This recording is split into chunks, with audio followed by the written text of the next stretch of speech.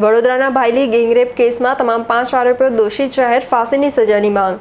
વડોદરાના બહુચર્ચિત ભાયલી ગેંગરેપ કેસમાં કોર્ટે તમામ 5 આરોપીઓને દોષિત જાહેર કર્યા છે।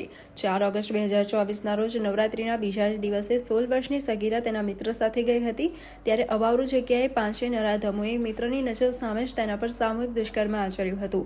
પોલીસે 26 સ્થળોના સીસીટીવી ફૂટેજ અને 6000 પાનાની ચાર્જશીટ રજૂ કરી હતી। કેસની મજબૂત પેરવી માટે અનિલ દેસાઈ, શૈલેષ પટેલ અને નયન સુખરવાલાની સ્પેશિયલ પ્રોસિક્યુટર તરીકે નિમણૂક કરાઈ હતી। સરકારી પક્ષે આરોપીઓને ફાંસીની સજા થાય તેવી માંગ કરી છે। સજાના પ્રમાણ અંગે આગામી સુનાવણી 25 ઓગસ્ટે હાથ ધરાશે।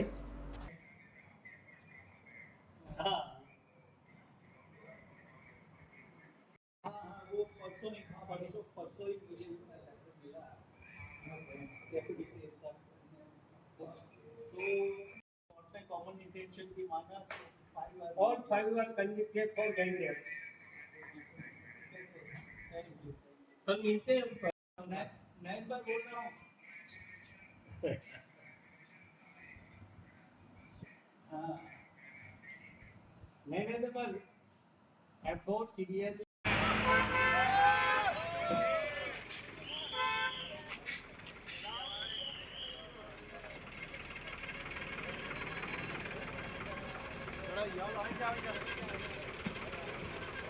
चलो चलो आई जा भाई, आई जा खड़ी जा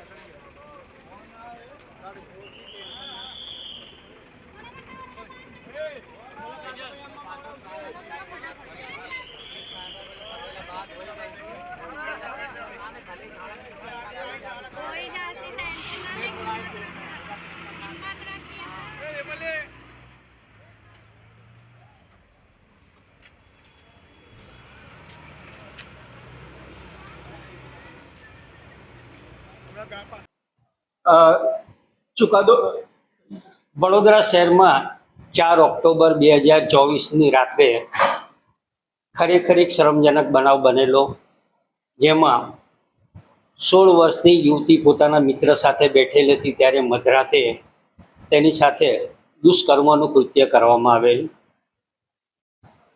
દુષ્કર્મનું કૃત્ય કરનાર અજાણ્યા ઈસમો હતા અને પોલીસ પાસે પણ એને લગતા કોઈ ખાસ માહિતી અને પુરાવા ન હતા।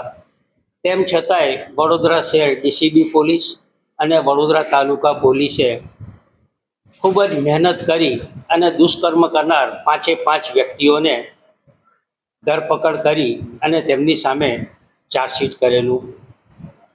પોલીસે આ કામે ઘણા બધા પુરાવા મૂકેલા હતા અને કેસની ઇન્સાફી કાર્યવાહી કોર્ટ સમક્ષ શરૂ થતાં સરકારશ્રી દ્વારા આ કેસની ઇન્સાફી કાર્યવાહી માટે સુરતના મુખ્ય જિલ્લા સરકારી વકીલ શ્રી નયનભાઈ સુખડવાલા, વડોદરાના મુખ્ય જિલ્લા સરકારી વકીલ શ્રી અનિલભાઈ દેસાઈ અને મારી ખાસ સરકારી વકીલ તરીકે નિમણૂક કરેલી।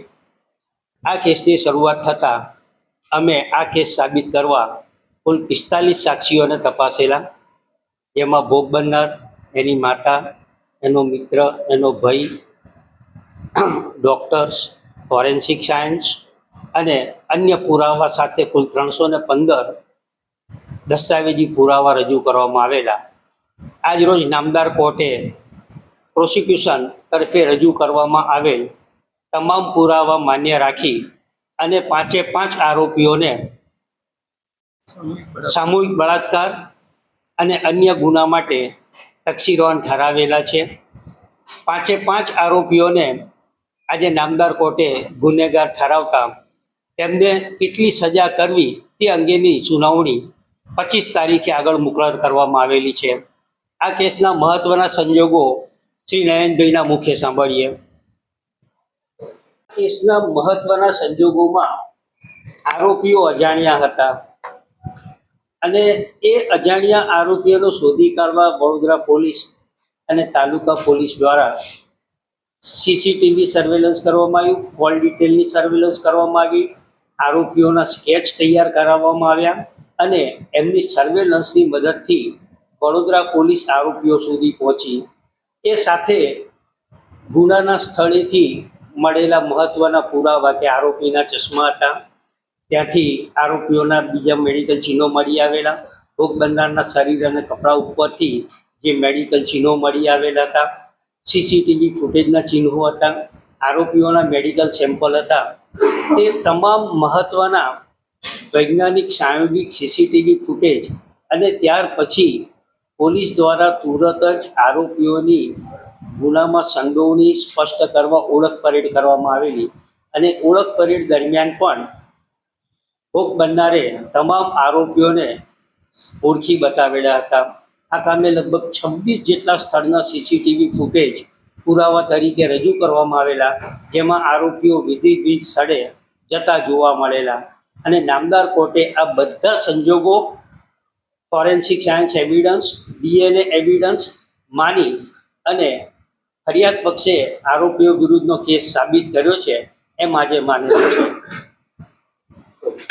કેસમાં પ્રોસિક્યુશન તરફે સંયોગિક પુરાવોના દરેકે દરેક કડીઓ નામદાર કોર્ટ સમક્ષ શંકારહિત રીતે પુરવાર કરવામાં આવી.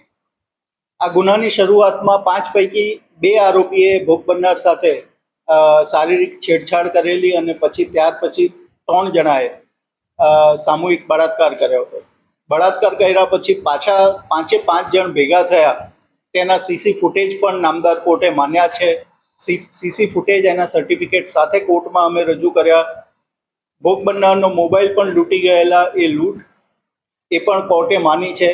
પુરાવાનો નાશ કરવાને માટે વિશ્વામિત્રી નદીમાં મોબાઈલ ફેંકી દીધેલો અને એ શોધવાને માટે ફાયર બ્રિગેડના અધિકારીઓ અને એની જુબાનીઓ પણ માની છે. મેડિકલ પુરાવો પણ કોર્ટે માન્યો છે. એટલે જે સંયોગિક પુરાવાનો જ્યારે કેસ હોય તે વખતે દરેક સંજોગની કડી મળવી જોઈએ તે રીતનો પુરાવો કોર્ટમાં પ્રોસિક્યુશને રજૂ કરવો પડે. તો એ રીતે પુરાવો અમારી પ્રોસિક્યુશન ટીમ અને પોલીસે મળી અને કોર્ટ સમક્ષ રજૂ કર્યો.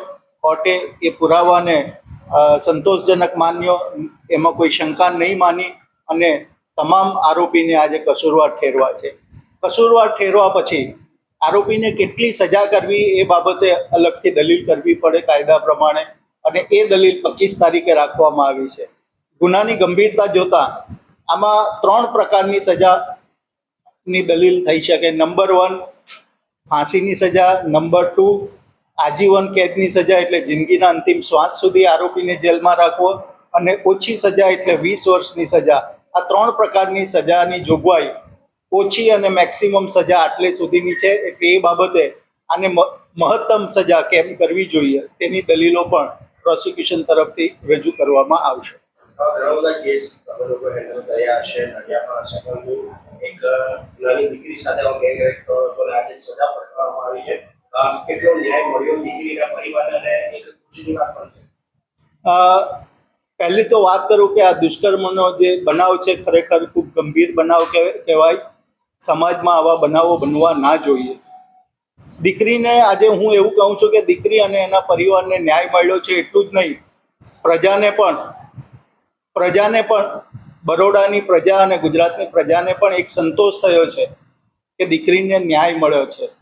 ઘણી વખત કેસ પુરવાર કરવાની પ્રોસિજરમાં ઘણા લોકો એવું વિચારતા હોય કે ન્યાય લંબાય છે, પણ ન્યાય લંબાતો નથી. ન્યાય ચોક્કસ રીતે થાય છે. એ રીતે આજે કોર્ટે સરસ ન્યાય કર્યો છે. દીકરી અને એના પરિવારને સમાજનો જે ન્યાય પ્રત્યેનો વિશ્વાસ છે એ વિશ્વાસ પણ વધાર્યો છે. અમારી ટીમ આ ચુકાદાને આવકાર્યું છે. વડોદરાની અંદર જ્યારે નવરાત્રિના તહેવારો શરૂ થયા હતા તે વખતે આપણે સૌ જાણીએ છીએ કે વડોદરાની અંદર કઈ પ્રકારે ગરબાનું મહત્ત્વ છે, નવરાત્રિનું મહત્ત્વ છે. એવા સંજોગોમાં જ્યારે દીકરીઓ ગરબા રમવા જાય છે તે વખતે આ કામના આરોપીઓ પોતાનો ગુનાહિત ઈરાદો બહાર પાડવા માટે એક અવાવરૂ જગ્યા પર આ દીકરીને લઈ જાય છે અને એની સાથે સામૂહિક બળાત્કાર કરે છે. આ કેસની અંદર 5 આરોપીઓ હતા. નામદાર કોર્ટે આજે 5 આરોપીઓને આ નાની દીકરીની સાથે જે રીતે દુષ્કર્મ કર્યું છે એ તમામ ગેરકાયદેસરના કૃત્ય બાબતે આજે આ લોકોને કસૂરવાર ઠેરવ્યા છે, ગુનેગાર જાહેર કર્યા છે. અને એ તમામ આરોપીઓને સજા જે કરવાની છે એ સજાને માટે તારીખ 25ના રોજ સજા માટેના દલીલો માટે કેસ મુલતવી રાખવામાં આવ્યો છે. નવરાત્રિના બીજા દિવસે જ આ પ્રકારનું દુષ્કૃત્ય થયું. એ દુષ્કૃત્યની અંદર તપાસ કરતાં પોલીસે ઝીણવટભરી બધી તપાસ કરી છે. આ વડોદરા શહેરની અંદર જે અલગ અલગ જગ્યાએ લગાવવામાં આવેલા સીસીટીવી કેમેરાના ફૂટેજનો પણ ઉપયોગ કરવામાં આવે છે. અમારી સ્પેશિયલ પ્રોસિક્યુટરની ટીમ સુરતના મુખ્ય સરકારી વકીલ નયનભાઈ સુખડવાલા, વડોદરા શહેરના સિનિયર ધારાશાસ્ત્રી શૈલેષભાઈ પટેલ અને હું આ કેસની અંદર સ્પેશિયલ પ્રોસિક્યુટર તરીકે હતા ત્યારે અમે આ આખો ગુનો નિઃશંકપણે પુરવાર કરેલો છે. ગુનો પુરવાર કરવાની અંદર સાયન્ટિફિક એવિડન્સનો પણ ખૂબ મહત્વનો રોલ રહેલો છે અને તમામ પાસાઓને દીકરીએ જ્યારે ચણિયાચોળી પહેરેલા હતા તેની ઉપર કઈ પ્રકારના ચિહ્નો ગુનેગારોના આરોપીઓના મળી આવેલા છે એ તમામ પ્રકારની ઝીણવટભરી તપાસ FSLની મદદથી તપાસ કરનાર અધિકારીએ કરેલી છે અને આ તપાસ કરનાર અધિકારીઓની આખી ટીમે આ વિગતવારનો ચાર્જશીટ રજૂ કર્યા પછીથી આજરોજ નામદાર કોર્ટમાં અમારા ત્રણેય સરકારી વકીલોની મદદથી આ કેસ આજે નિઃશંકપણે પુરવાર થયો છે અને 5 ગુનેગારોને સજા કરવામાં આવેલી છે, કસૂરવાર ઠેરવવામાં.